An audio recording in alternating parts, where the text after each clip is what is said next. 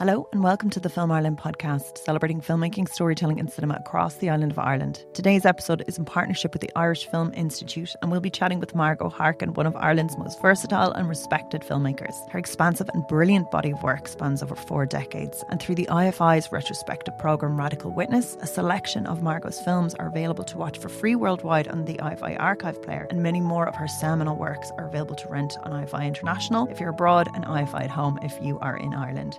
So thank you so much for chatting with us. You're very welcome. Look forward to doing it, and it's lovely to meet you, Gemma. Your retrospective is available now on the IFI at Home player, in the IFI collection and IFI International, which is really, really exciting because it means finally people in America, because they're always wondering where they can see Irish films, have a plethora of just incredible works to watch. I was wondering, when did you get the news about this and what did it feel like? Actually, it was last year. It was supposed to happen earlier, but we all got so busy. It was talked about, and of course, I was just amazed. Really, I've known Sunniva for a very, very long time. I mean, we used to be in the early film-based meetings, and that's really going back. There was a whole lot of us involved then, Joe Comfort and Jenny Gogan and Patsy Murphy and Cathal Black and, Pat Murphy, Tiernan, all of us, and Martha, dear Martha, who worked with me on my last film, Stolen, sadly died on Easter Sunday, just passed. So, yeah, that's where I first met Martha, actually. So we've all been mates for a very, very long time and followed each other's work. So Sunniva's an old friend. And so I don't remember the exact day or time that she told me, but I was just amazed and really delighted about it. I think I'm most delighted about the fact that the archive is, has saved my work, has preserved my work. I donated to them. God, it's good few years ago now. It's probably at least 4 years ago, could be even more. And, I'm getting on in years, and I gave up my office in the centre of town in Derry, and it just saved everything over the years. It saved all my rushes of everything. And had some old film video material as well. So I just wanted to make sure that went to a safe place. And that's, I think that's how it kind of all started. The fact that the IFI was interested in preserving the work, and they just wanted everything, which was great. So that gave me a great sense of relief and peace to know that, I wasn't going to be thrown into a skiff, and that people get the chance to look back on anything that they might be interested in, because at this stage there's a social record, certainly of the times that myself and other filmmakers in Derry have lived through, So, yeah, no, I was very happy about all of it. Yeah, and I suppose Stolen was so impactful. It's available to watch if people are in Ireland on the RT player, and that really packs such a horrible history, and plethora of history into such a short space of time, and the actions. But upon saying that, I think it also celebrates the strength of human resilience and empathy in the survivors at a time as well when they're being there's like an attempt to cheat them out of justice. What do you feel now that it's been broadcast, that it's done the festival run, that it's kind of been in cinemas, and it's had time to settle, and the responses that you have felt, and maybe how it's been received now? Well, strangely enough, Stolen was the film that I've made that's had the greatest public response. I mean, I started out with Hushabye Baby, which was a drama many years ago, and that got a great public response. And I mean, dramas generally do more than documentaries. And I've done mostly documentaries, but of all the documentaries I've done, this one has had the most sustained and immediate and just widespread response to it. And generally very, very positive. I mean, I would say over 90% positive, but there were a few little bits of hate responses in there as well. People who felt it was too critical of the Catholic Church, which, I mean, it's factual. The film is factual. You're just presenting accounts and testimonies. Yeah, it's people telling their own stories. Yeah, telling their own testimony.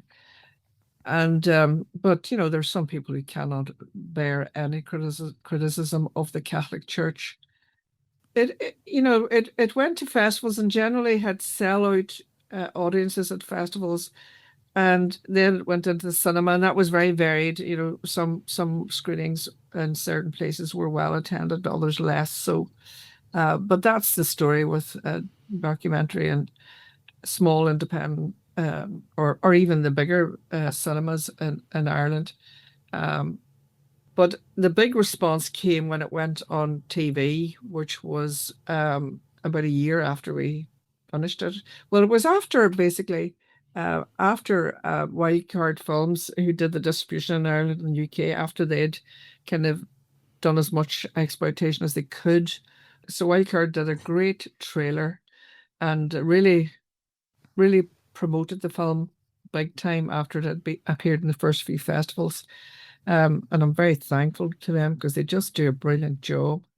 But when it went on RTE, which was August 2024, and that is when it really, really hit the public consciousness. I mean, it was talked about all over Facebook. People kept tagging me on threads of conversations where people were talking about it. And of course, I wouldn't have seen most of them, because, you're only Facebook friends with so many people. But it trended on Twitter, Irish Twitter. I think the reunion of the Gallagher brothers was around that time, and it actually rated above that. And I got a lot of personal messages from people thanking me through email, thanking me for having made the film, and then wanting to tell their own story and also wanting some more information. And that continued for a while.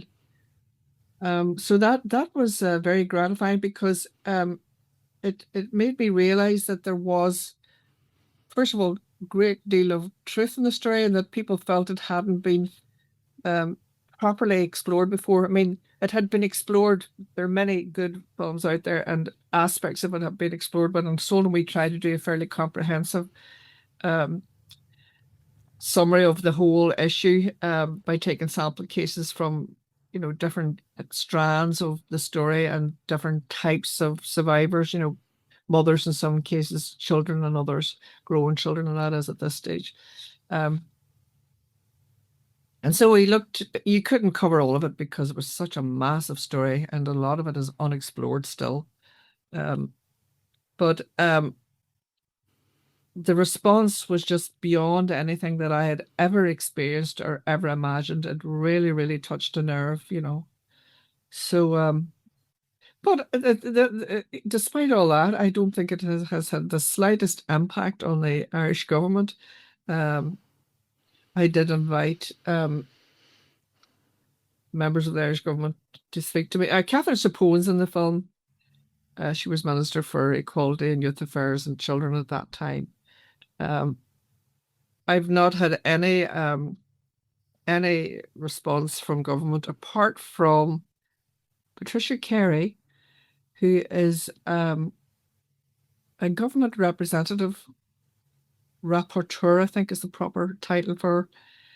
And she has come to a couple of screenings, and we've even taken part in panel discussions together. And I met her first out in Boston, where Boston College screened the film, and there were lots of really good panelists on that, of an all-woman panel, including myself, who spoke at that, and after a screening of the film. And she has really, I think, maybe hopefully brought it to the attention of government, but what impact it has had I don't see any change in the decisions that the government made, especially in respect of the redress scheme, which was very flawed in many ways.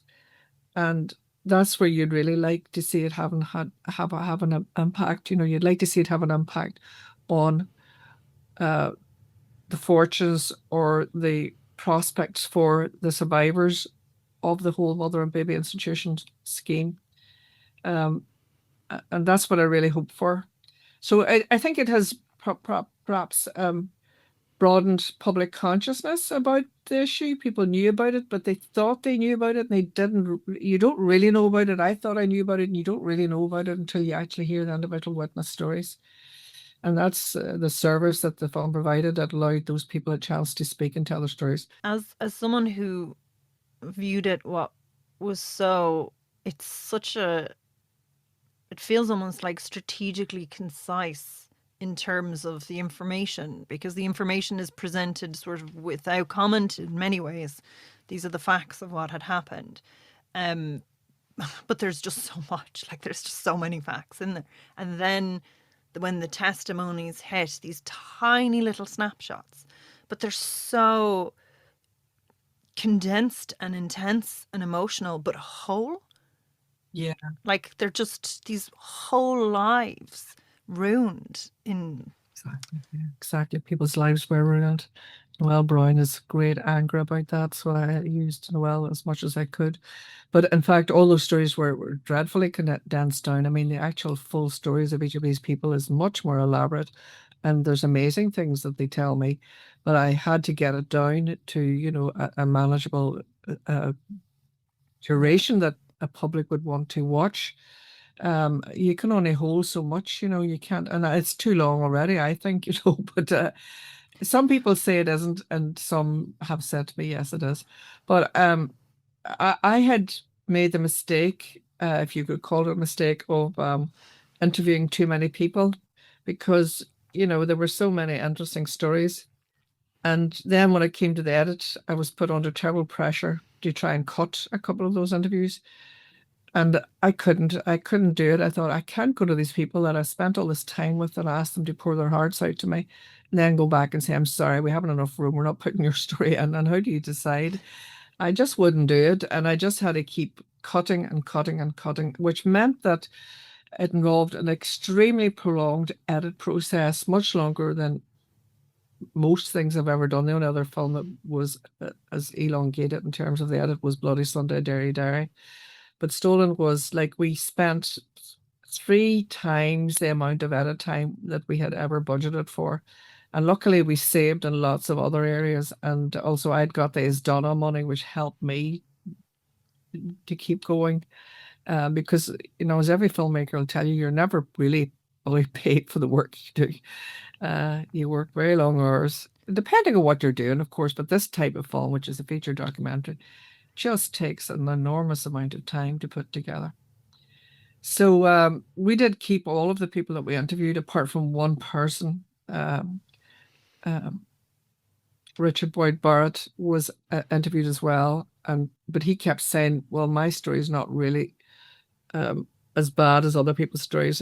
Mine was quite a good story. He had a good adoption, and he met his mother, who is Sinead Cusack, in later life, and they've become great. They've got a great relationship now. And so if I had to make a choice, that was probably the only one that I could make in terms of editing out a story. But his story is still very fascinating. They all are in their own way. Like they're all amazing stories. Yeah. And I just couldn't get over how, again, those whole little arcs, that's why I had to stop watching it at a point, because it was just too much. And I watched it too soon to this. I was like, oh my God, it was just the weight of it. But it's, again, captured so succinctly. And all that information is just there. And then you have those moments of poetry, of processing, of artistry kind of brought into it as well, which again creates just this moment of breath, of breathing, of thought, which just works so well. So it's, like it is so beautiful and so succinct, and but probably that is the why it has made such a huge impact, I think, on people. And when things are broadcast, that it's on record that these people's stories that were probably ignored for so long and in pain. I can't even go into the individual ones because I'll just not be able to continue. But it's really beautiful. And I was wondering, like, do you feel this is the example of, how do I even phrase this, the kind of the apex, like the peak of your work, that you've always observed, like these are topics and themes and human stories that have run through so much of your like your historical works, and I'd love to go back in, and what I want to do is, after this, is kind of go right back to the beginning and talk about your journey then. But do you feel this is sort of the thing that you're most proud of, or that you've been leading up to, or is it all, or do you love all your children the same? um, I wouldn't call it the apex of the work that I've done, but I certainly am proud of it, and proud of what Martha O'Neill and I did together. You don't think about these things when you're making your film. I was just trying to get as good a composite of the issue as I could into one film. And the big issue was for me in doing that was, and the whole process was the fact that it took so long, and it is still so long, but it's there, like it's a document now. It's a historical document. And Sunniva O'Flynn did describe it as being the definitive version of that story. I don't know that you can say that up to this point. It might be, but I know that there's a lot more stories to be made, and I don't think there'll ever be too many of them. And I know other people are definitely approaching the subject in other ways. Maybe some of them more personal in regards to their own experience. Um, but a thing did occur to me while I was making Stolen. It was more while I was in the edit. I realized that there was a circularity in terms of my earlier work. The very first film I made was about a girl who got pregnant, and it's a fictional story, and she's only 15 years old. And there's no resolution at the end. I mean, we just, at the end of the film, it's a bit ambiguous, but she's actually given birth to her baby, and it kind of ends then. But it dawned on me that the people that I interviewed then this is what happened to those women who were not supported, or whose families felt that they had to send them away. Um, there was a lot of that. There was a lot of coercion, and the church was involved a lot. So depending on the circumstances, I mean, by the time I made Hushabye Baby, it was all beginning to break down. The mother and baby homes were beginning to not be used so much.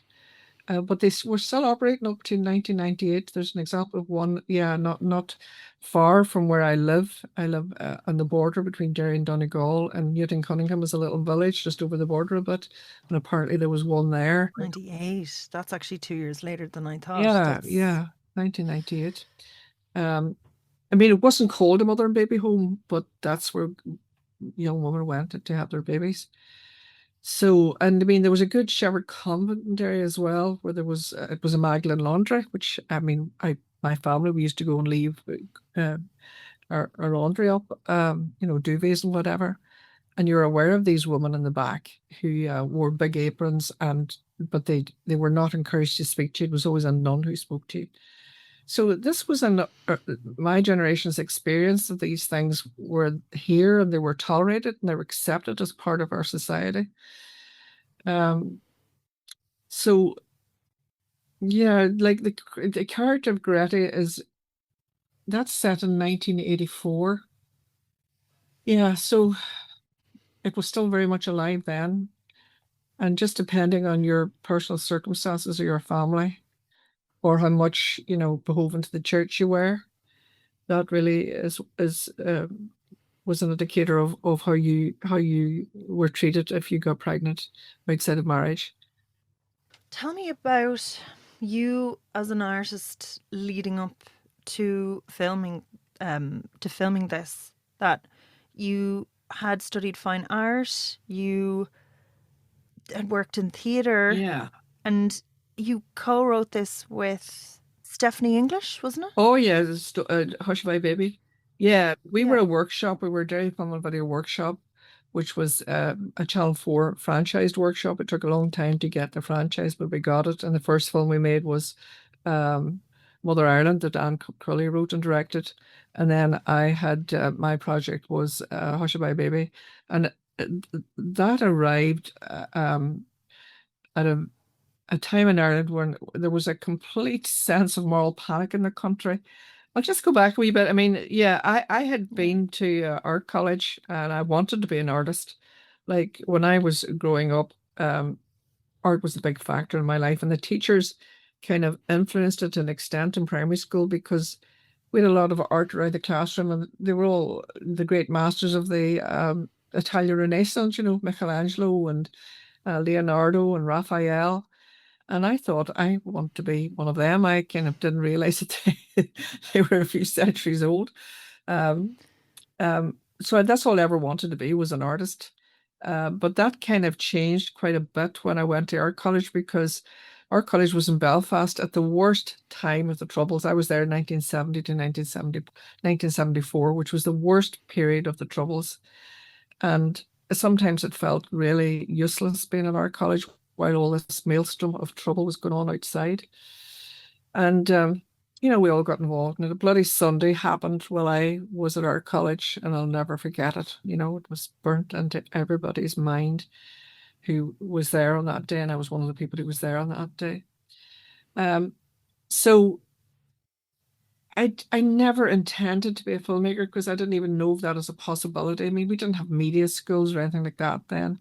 And most in-house filmmaking, and I mean in-house with broadcasters, was from within the corporation. They didn't really have a lot of independent production in those days. Um, and I was aware of Pat Murphy. I haven't, because she was at the same, she was at the same art college. The year ahead of you, was Yeah. it? Yeah. And but she disappeared. I never really got to know her. I just heard about her that she'd gone to the Royal, I think it's the Royal Art College, Royal College of Art, to learn filmmaking. I did know about Pat, and years later, whenever we formed Derry Film and Video, um, she was one of our primary influences. So when I left our college, I didn't want to be a teacher very deliberately because I thought if I go into teaching, I'll never get out of it. But I did teach for a short while, for about 3 years, and only part time in the last year. And then I became an arts and crafts tutor in a big unemployment scheme in Derry. I mean, I had a lot of experiences in terms of the society that I was living in. Um, And is that, are you listening to the stories and like I did read that was the college was the time where you were sort of more politicized. Are you kind of taking in all the stories of the communities then, or was that something that you started to do afterwards? I wouldn't say I was. I mean, you're probably taking in stuff all the time, but not doing it with a conscious end purpose in mind or aspiration.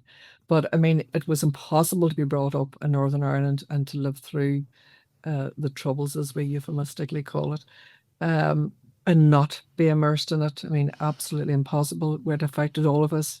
We all had day-to-day experiences of, um, shootings, bombings, just endless kind of daily experiences that we all felt and experienced. And you couldn't avoid being affected by it. But I think, yeah, not everybody becomes politicized.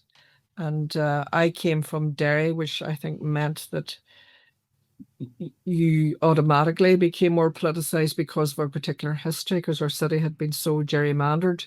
to give control of what was a largely Catholic city to Unionists, to the Protestant population. So it was very sectarian and very willfully gerrymandered.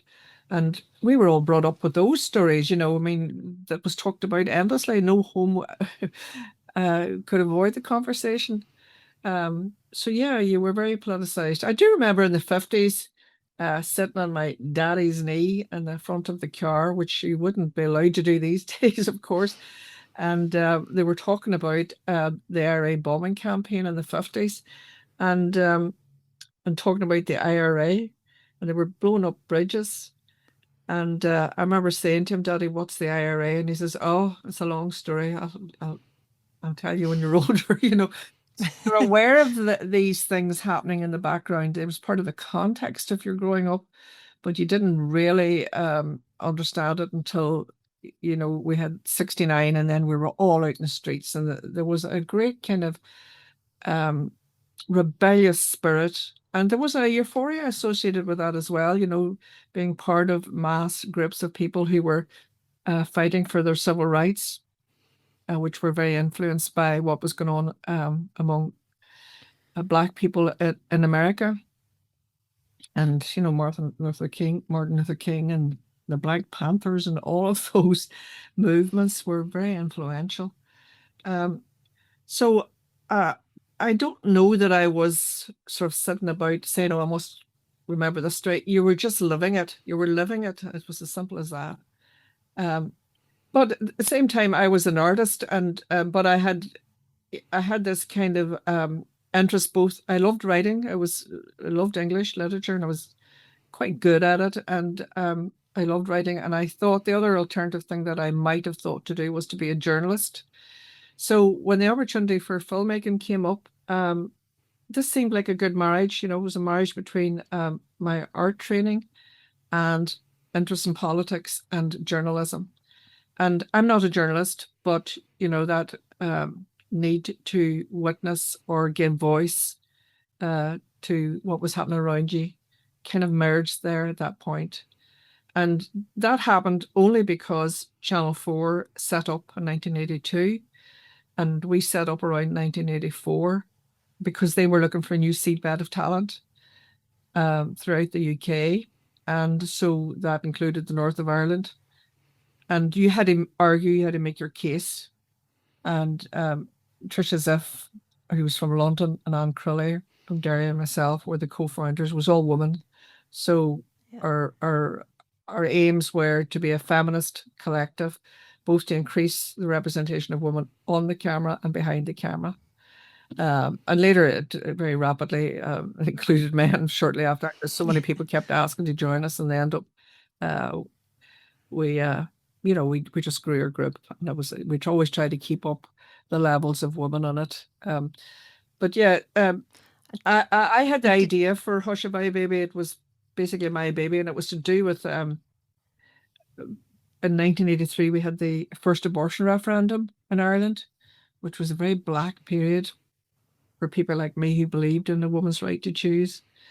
And I mean, I remember being in Dublin and going to meetings in the Mansion House and other places, and seeing the divisiveness on the issue and how difficult it was to talk about it. And whenever the right to have an abortion was removed until the Irish public chose to change it in 1983, it was a very, very bleak period, and it took a long time to reverse that. But I would have been part of a broad swathe of women who wished to campaign on that issue, because although the Troubles was a big issue, you know, in civil rights and the right to vote and all, and housing rights and all those rights, the rights of women were always there as well as something that had to be addressed as a very serious issue. And so in 1983 we had the abortion referendum, and then in January 1984 we had the case of Anne Lovett, who was found giving birth to a baby at a grotto of the Virgin Mary in Granard. and she died of exposure in hospital soon after, and her baby died as well. And this was a massive, massive scandal, and the local community completely closed up about it. And then her 14-year-old sister committed suicide 3 months later. That's very little talked about, but that family and that whole community was just riven with shock. And if you remember at the time, you won't remember because you're too young, but at the time there was also this phenomenon of people seeing moving statues all over Ireland. And it, it was an extraordinary phenomenon. I mean, there were so many different sites at Ballinspittle and various other places. And I can only think of it as being a symptom of the moral panic that had beset the country. My own mother and aunt went to visit Ballinspittle, and my uncle John. And my uncle John insisted he saw the statue of the Virgin Mary spinning, but my Aunt Patsy and Mummy never did. And they thought, what are they all on about? And I always liked that about my mother, that she wasn't given to hysteria, because it is And hysteria. what do you, like, as an artist and as somebody on the ground, attribute that as being a reaction to that fear of women and that sort of desire to control women? Like, could it have been a backlash to the modernization of, becoming a member of the EU, the changing politics? It just, there's something happening in America that's horrific, as people who fought so hard Yeah, I know. I never thought. for the basic human Yeah, rights, to watch it go back. And it does feel like a backlash. And I'm just, as someone who was processing things probably for everybody else in some ways, which yeah. I is a mean, I lot. don't think any of us ever thought Roe versus Wade would ever be reversed. I mean, that was a big, big shock in America, and a real onslaught on women's rights. I think the world is marching steadily to the right. It has done, as well entrenched in those right wing views now, which are particularly um, reacting against the growing independence of women and voice of women. Um, and I never really used to like that word patriarchy. I always thought it was very overused. Uh, but Maid Enright uses it in Stolen, where she says that some people believe, she doesn't say I believe, she cleverly says some people believe that patriarchy is a sign of weakness. That Ireland at that point had won independence from the British colonizers, and they really struggled to control their world. And when you couldn't control the economy and you couldn't control foreign policy, and basically you were struggling to differentiate yourself from your colonizer, but had very little power. And so what you could control was your woman, and that's what they turned Yeah. to. They became very obsessed with the sexual life of women and tried to reinvent Ireland in the image of the Catholic Church. And that's what happened. Um, in terms of the reaction to abortion, I think there just have been waves and waves of this kind of thinking and movement. And I think the brainwashing of a church doctrine is extremely difficult to eradicate or to overcome. I mean, as somebody who was easily brainwashed as a child, I wanted nothing more than to be a nun when I grew up. Um, and, we would have been a family that sat down and said the rosary on our knees most nights. There were spells of it. There were times when we didn't have to do it, but then there were times when we did it for long sways of period, because my father was very Catholic. I mean, my mother had 16 children. That tells you that we were a very, very ardent Catholic family following the faith.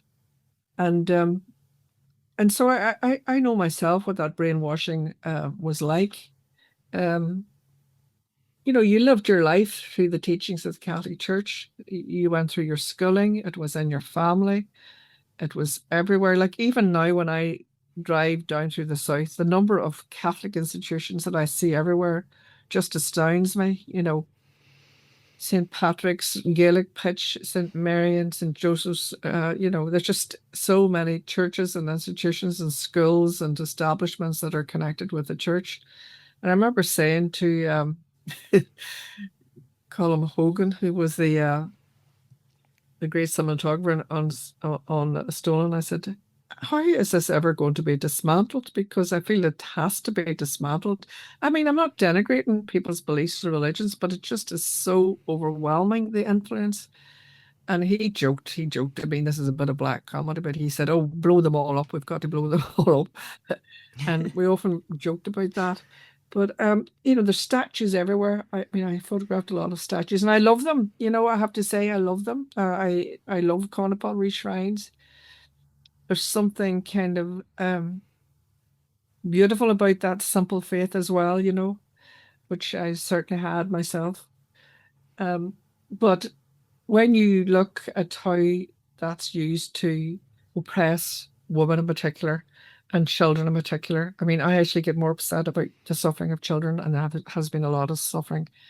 Um, like the scandals about the Catholic Church that have been revealed in the last 30 years or so, it just, Yeah, that was what got me. That was yeah, when I was watching it and I had to stop. That was just the stories of the cruelty to yeah, very yeah, small, very yeah, innocent children who've done yeah. And nothing.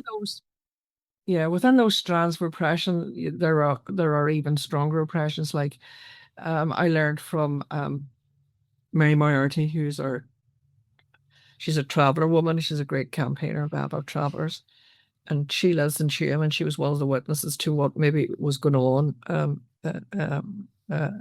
the Tuam Mother and Baby Institution, and she told me like really shocking stories that I didn't have. I didn't have room for the film about how traveller children were treated within these homes, how they were physically abused like really badly, and taken from their parents, and every effort made to keep them from ever being connected again to their parents. So there's layer. That's colonization. That is Yeah, just a form of colonization that we yeah. are just, it is done to us and then we do it to ourselves. We do it to the less Yeah. fortunate. But Martha used to always say to me, she said, "But why were the women so cruel?" Because, we're both feminists and we're thinking, well, gee, how can women be so bad to other women? And that was harder to answer. But as somebody pointed out to me, behind them was a row of very patriarchal men and bishops, who were ruling the roost. I mean, the local bishop would send out very, very specific orders about how people would be treated in certain institutions, and they would have visited regularly, and they had held great sway.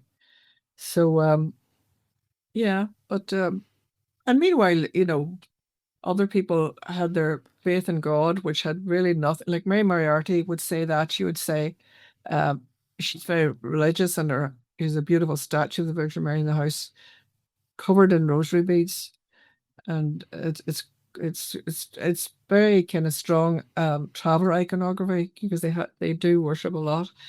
And she said, I said, how do you square this with what they did, and how they behaved in all the different forms of homes, the industrial schools and the Magdalen laundries, and the mother and baby institutions. And she said, no, she says, that's the church. She said, that's the organization. She said, that's the Catholic Church, the hierarchy. She said, that's not God.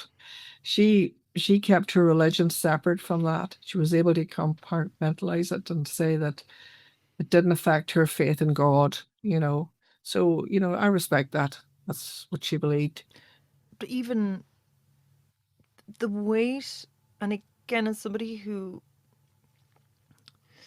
is creating sort of, again, I think The Radical Witness was just such a brilliant title for it. But again, is processing things, is putting them together so then people understand that the weight of what's happening, of like it isn't a news piece, it isn't these stories, it's it's, you know, like the lived human experience, and that's something that you've done from your first feature film right through to documentaries, to the Channel 4 series documentaries. And what was interesting is how, what is it, Mother Ireland was banned as well, Yeah.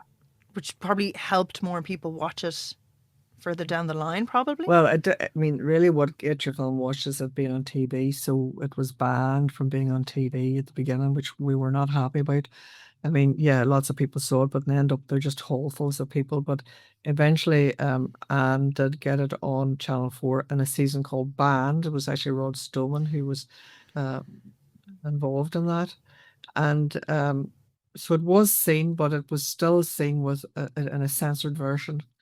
And Hushabye Baby, I don't know if many people realize this, but I actually have a scene where Gretty and her mother have been watching the TV in Dinky, and Gretty gets up and she wants to get a new school uniform, and they're watching the end of the TV program, and what's going up is the titles of Mother Ireland. So we actually put it on TV ourselves, you know, pretending it's going on TV. So we broke the ban.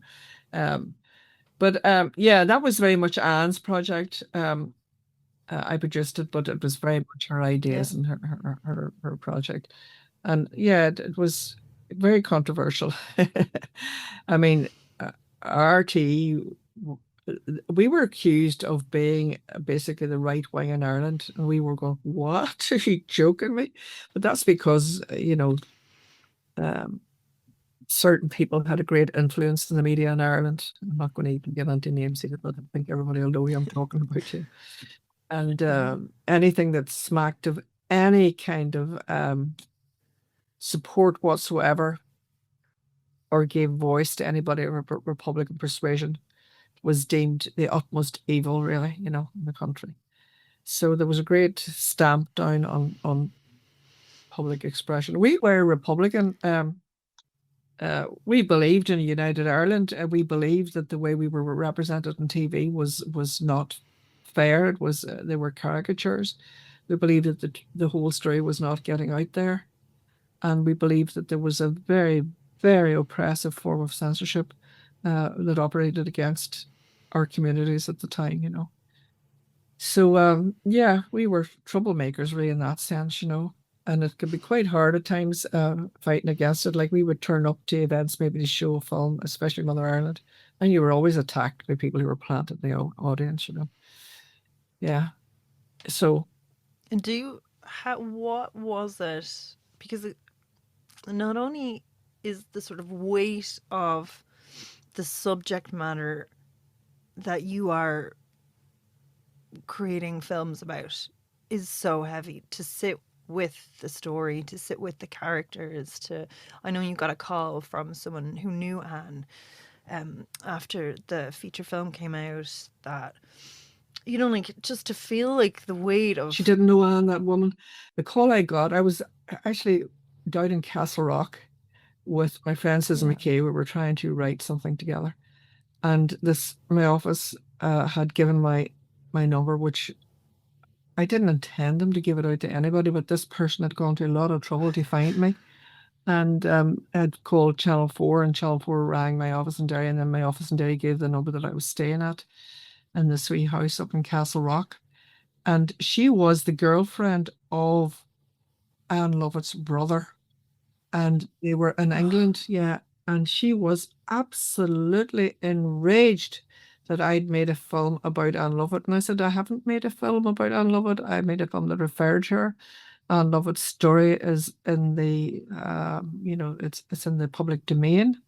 There's been a lot written about her, but she just couldn't hardly speak. But I just stayed calm and listened to her because I was in shock myself listening to her.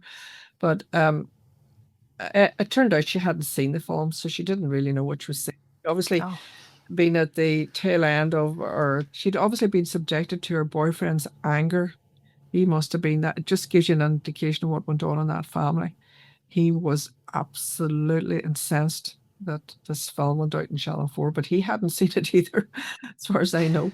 So it just refers to Anne Lovett and yeah, refers to her story, and also yeah. kind of refers to the Joanna Hayes story as well. because there was a lot happened that year. Um, but I forgot what your question was really.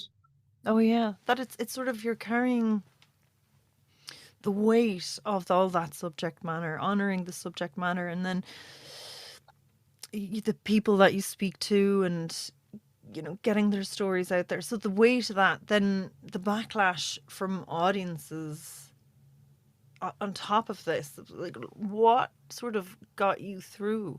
Generally, we had a great reaction to Hushabye Baby.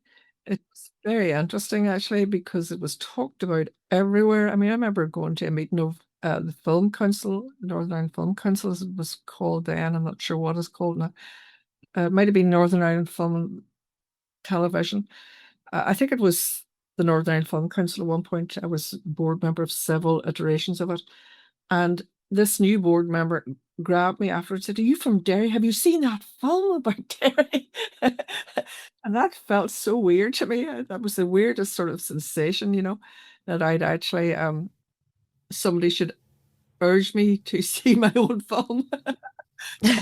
Um, but it had a massive reaction, and I generally stayed out of the debates. It had been discussed on the radio in our local town. I didn't even know it. They didn't ask me to be on. I didn't know it was. I didn't know it was being discussed. Um, but people objected to the nudity in the film. There's very little nudity. It's very safe when you think of what we watch now. Um, Gratuitous nudity it was described as. Um, and the anti-Catholic thing would have been fairly big, and people were very upset about a British soldier speaking Irish. It was particularly upsetting. Um, but I kind of knew that when I was getting the reaction I was getting, like even the bad reaction, that it was a good thing because that was very much what the intent of making the film was. It was to generate discussion. Like I had this strange experience just after we screened it for the first time in St. Colum's Hall in Derry. And a lot of my feminist friends were there.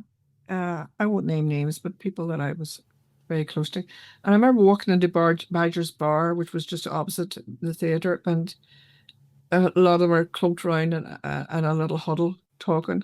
And they all went quiet when I came in. And I thought, oh, Christ, okay. So I knew what they thought of it. And I asked a very good friend, I said, well, what did you think? And she said, interesting. It was interesting. And then I learned then that if you don't like something, that's what you say. You say it's interesting. Um, so, and I gradually got to understand that they didn't think it was polemical enough. It was never, ever meant to be polemical. It wasn't meant for them.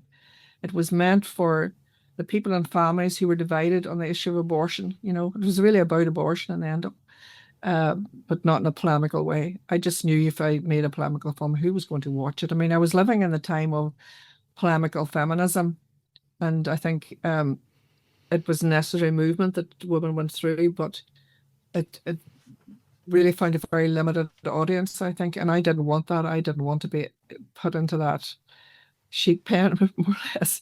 I wanted this film to be something that would be discussed in families, and that everybody would recognize this character of Gretty, this 15-year-old girl who got pregnant. Because when we did our research, and we did pretty broad research amongst members of the workshop, we discovered that there was hardly a family that wasn't affected by this kind of story. We all knew people who were pregnant. I mean, a local school teacher phoned me up one time and said that it was just the complete gossip in the school that everybody thought it was made about a girl in their school. And I said, no, no way. We invented the uniform. We made it blue. Just, there were lots of references to themes to do with the Catholic Church and the Virgin Mary. The color blue was important. But it was not, we made up our own tie, made up our own blazer badge. It was no specific school, but yet all the girls all talked about it. And it was discussed in schools because of that. Um, So, and she was very reassured whenever I explained to her. So the film is not polemical, never was intended to be polemical. And it was intended as a vehicle for discussion and a contribution to the discussion, a contribution to the debate. It was never going to be the final word on anything. It was just part of an examination. Um, but people always ask me this question, specifically after Stolen. They asked, "Well, how is this affecting you? It must have a heavy strain on you." No, it never. This kind of work is sort of your lifeblood. You want to tackle issues. You want to try and use what your talent is to try and explore the issues of the day that might just help address oppression in whatever form it comes in, and particularly to give voice to people, which was the big Channel 4 mantra at the time that we set up, giving voice to underrepresented voices. So I've never found it taxing. I mean, obviously you inhabit the lives of these people to an extent, but for example, I wasn't a person who had my baby taken away from me and I didn't see him again for 40 years, as happened to two women in Stolen. I didn't go through that suffering. But I have an intense interest in the issues, and there's no point in saying I'm not political, because I am political. I sort of think of myself as an activist, but at the same time, I don't want to be an activist that does these boring polemical films. You want to get an audience, and so I always try to make my films look beautiful. I always try to make them be very textured, which is why I use the poetry in Stolen. And I'd heard all these women speak, and they were amazing. I thought, well, I've got to get this in. It was mostly women poets that I came across who were speaking to the issues that were happening around them. So, you try to bring those sensibilities that you have, your talents, to the subject, and try to make it more amenable and more accessible to people. That's really what you're trying to do. And I have only touched on two things, but I have so many more questions to ask you. So I'm gonna run through the end, because I do. It's not possible. I would, if that's okay. Okay. Yeah, there's so much. So then, in terms of the role of women, the role, this suppression, and then in terms of your documentaries, 12 Days in July, The Hunger Strike, and then Bloody Sunday, A Derry Diary, do you feel the way, is your audience to explain to people that don't know? Is your audience to capture the essence of what's there and distill it down so people that have no understanding understand? Is it there to document the plight, or are you kind of going in on instinct? No, I mean, everything about filmmaking is very deliberate and thought out. Every scene, everything, single thing you do, every choice you make, it's all very deliberate. There might be occasions where you might opportunistically, film something that's happening around you, and you'd be lucky enough to catch things sometimes. But generally speaking, you're planning every move. So I think generally I see myself as bearing witness, and also giving a country view, that there's plenty of people in the broadcast organizations who are given a particularly mainstream influenced view, dictated by their boards or whatever. I mean, BBC would be amongst the worst perpetrators of that kind of attitude, and they're interested in making stuff that's very formulaic, and they're interested in entertainment, and that's all good. I will watch entertainment. Different parts of my brain need different things at different times, and all important and good. But there definitely had been a gap in terms of local Indigenous people giving an independent viewpoint on things, and that's what we set out to do in Derry Film and Video. And I think it's to an extent what I wanted to do, with my films since that time, since the workshop closed down. But you still have to bid for the money, and it can be very difficult at times. There's the failure rate would be pretty massive. I mean, there's lots of films that I've tried to make that I've never got to make. And you're very prolific. You've so many strong pieces of work covering so much over a consistent period of time. I don't know if I'm prolific so much as long in the tooth. I'm just in the years, but there have been years of just real struggle trying to get things made. It has never been easy. Is it under-resourced? Do you feel those voices and that perspective is under-resourced? And it becomes more and more that the taste of the particular commissioning editor or the broadcaster itself dominates what gets seen. There are trends, and like I was pursued for a while, because I was seen as a woman's filmmaker to make reality series about women's hairdressers and things like that.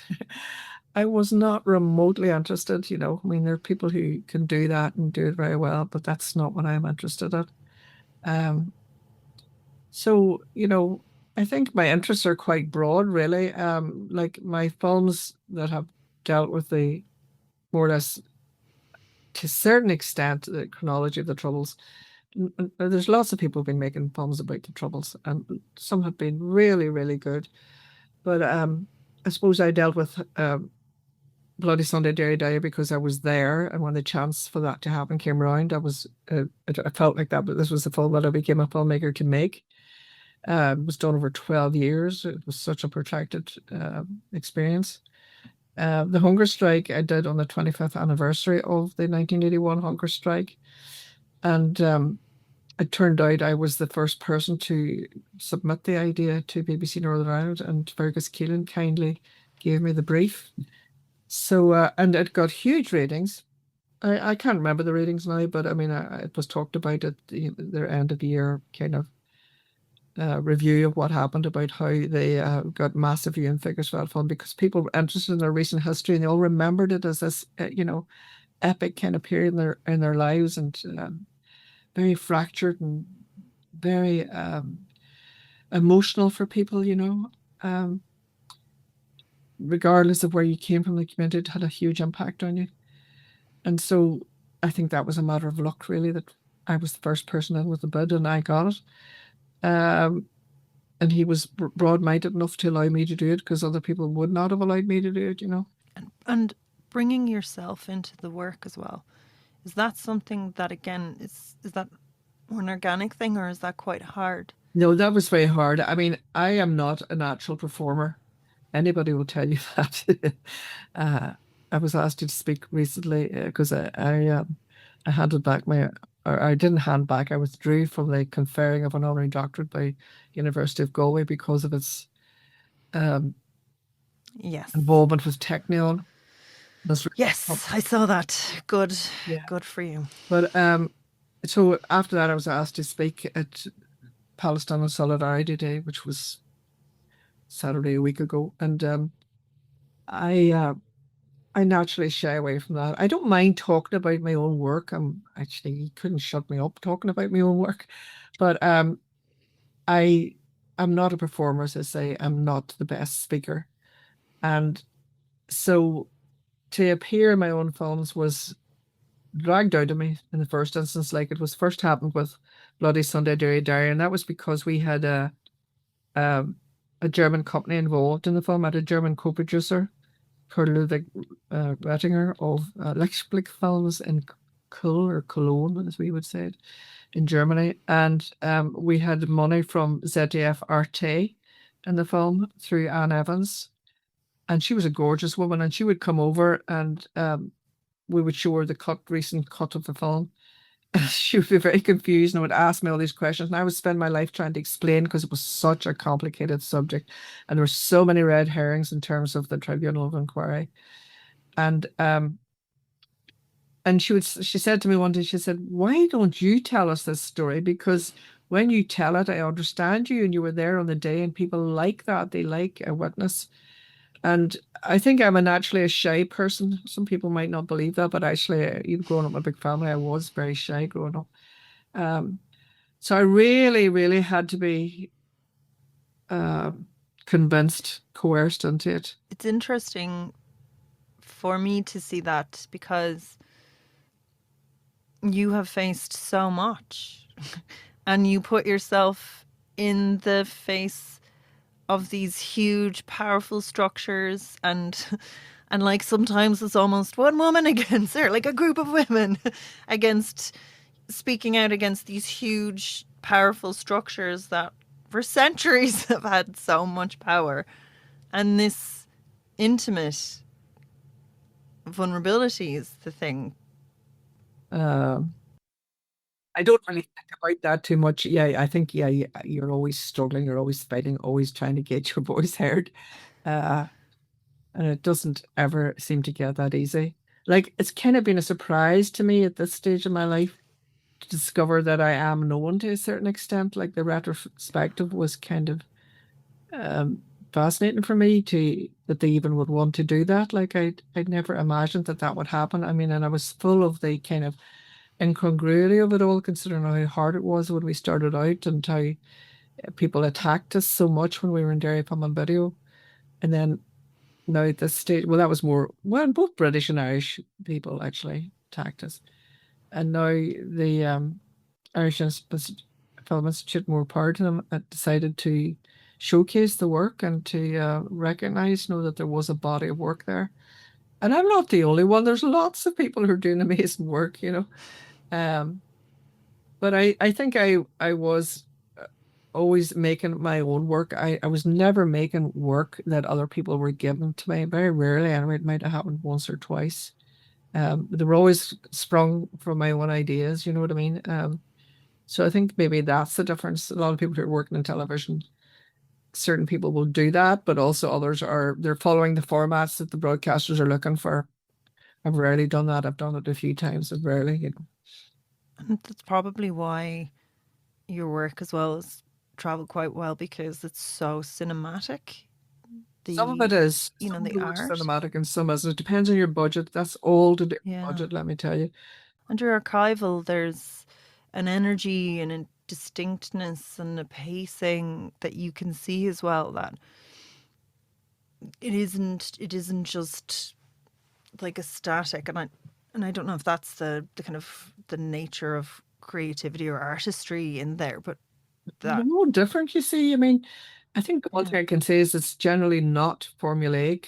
Sometimes it Mm, might be, you know. Some of their broadcasters, they take a very formulaic approach because they study, you know, they do a lot of statistical study into what works with audiences. And once they discover what works, then they want to repeat that endlessly. So it leaves very little room for innovation. It kind of happens more by accident or just the sheer talent of people bringing something to them. Um, but um, in a lot of cases, I found, you know, whenever you were writing your treatment for your idea, particularly with the BBC, they'd want to know what your ending was. yeah. And I would have to argue, you know, well, I don't know what the ending is, but they wanted to know the ending. And so you would be kind of making films where you kind of already were supposed to know the ending. But for example, when I made 12 Days in July, that was a classic example of a film where we didn't know what the ending was going to be because it was about this, whether this march would be allowed to go ahead by the Orange Order through the Gavahi Road, which was the kind of favoured journey back by the Orange Order. They came out one way to this church where they held an annual service, and then they wanted to go back down through the Gavahi Road, which was a Catholic estate. And the local people who basically sprung up in that area, it had been actually a huge rose garden area at one point, but as soon as the trouble started, Sam McCready left and went, I think, to New Zealand. But New Zealand or Australia, I'm not sure which. But the thing about that particular issue was it was something that absolutely fascinated me when I watched it in the news, and I thought, gee, what is going on there? What's going on behind that? You know, because the filmmaker are always trying to get behind to see what is actually behind the story as it's presented in the news. The news has to be superficial. It's short, it's sound bites, it's a very different kind of genre. So to try and get behind and get to meet the real people was kind of the thing that we wanted to do. And I didn't know the end of that film, and nobody knew, nobody when we went into it. But luckily, I was making my argument to Robin Gutch at Channel 4, and that was pure jeopardy, really. It was built into it Mm. that we didn't know if the Orange Order were going to be allowed down the road or not. In fact, they were that year. That was the last year they were allowed down. But I followed it both from the side of the Orange Order and from the residents of the Gavari Road. And to me, it's my favorite film because it was pure documentary. You were following something and just recording it as it happened. You were documenting history as it was happening. So there wasn't a shred of formula in it. It was, this is what the story is. This is the standoff. Let's see what happens. So I think that's why I like that film, because it is pure documentary. Yeah. And you also kind of go into other worlds that are like much further away, like the NYPD, but then it is about control of women's bodies. And then Wave Riders, that they're two sort of, is this a break?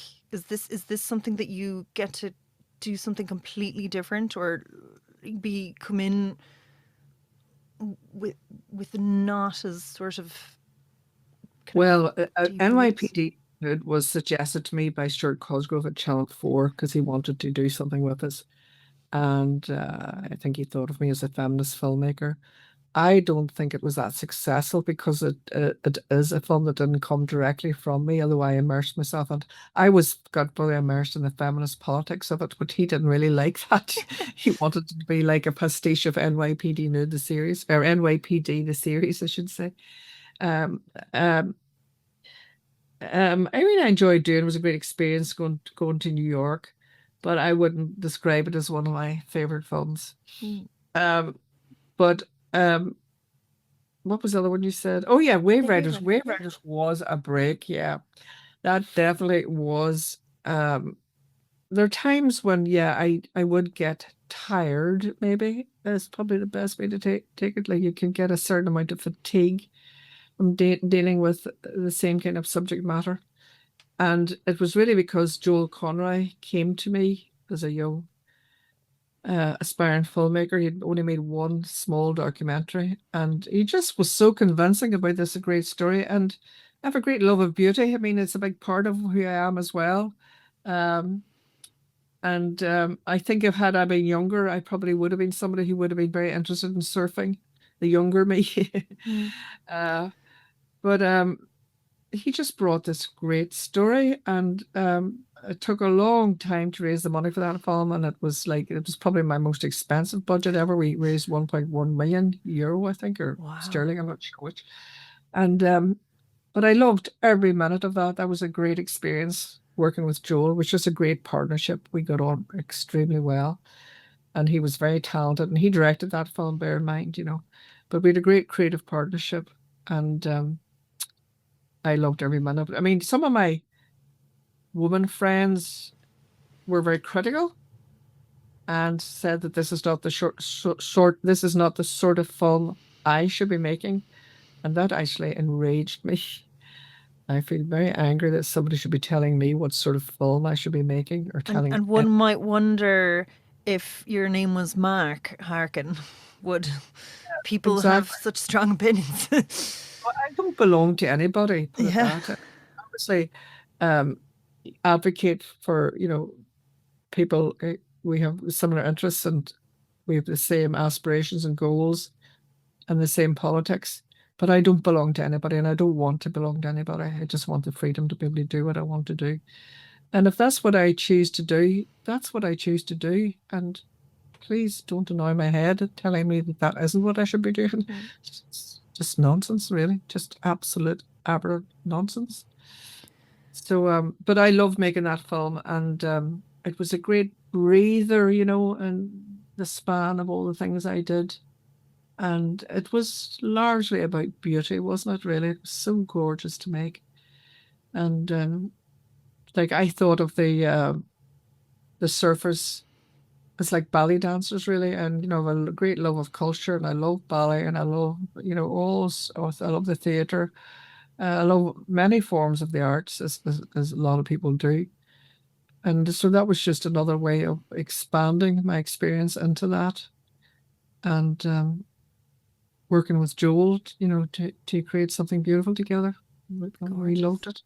Yeah. And then kind of coming back a little bit to Stolen, and then delving in the far side of revenge, about reconciliation, and then Yeah. looking at, it was Eamon McCann, A Long March, which would be something historical then at this point. Do you think this chapter, because touch wood, were as women, things are not as bad, that we're processing what happened.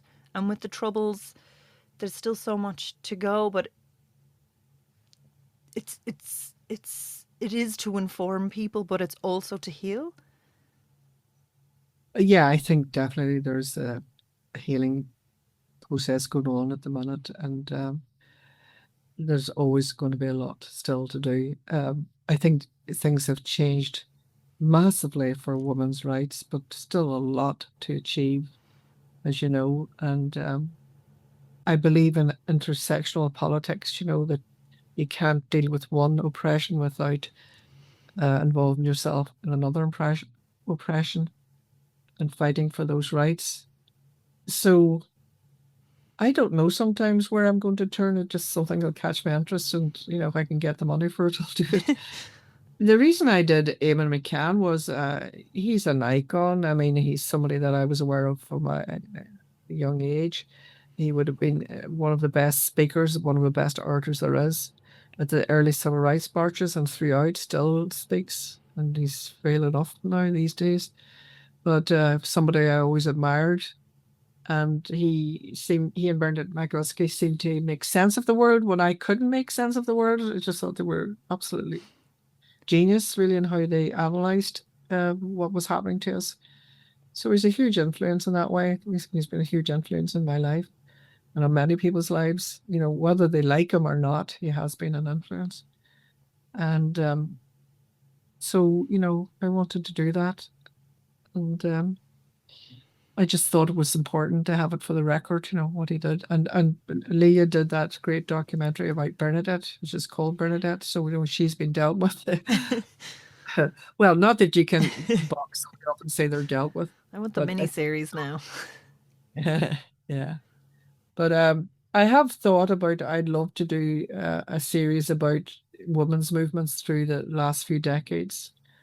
Um, but I just don't know that I'll get a chance to do that. But there have been so many epic things that have gone on in terms of a woman's fight to get where we have got to now.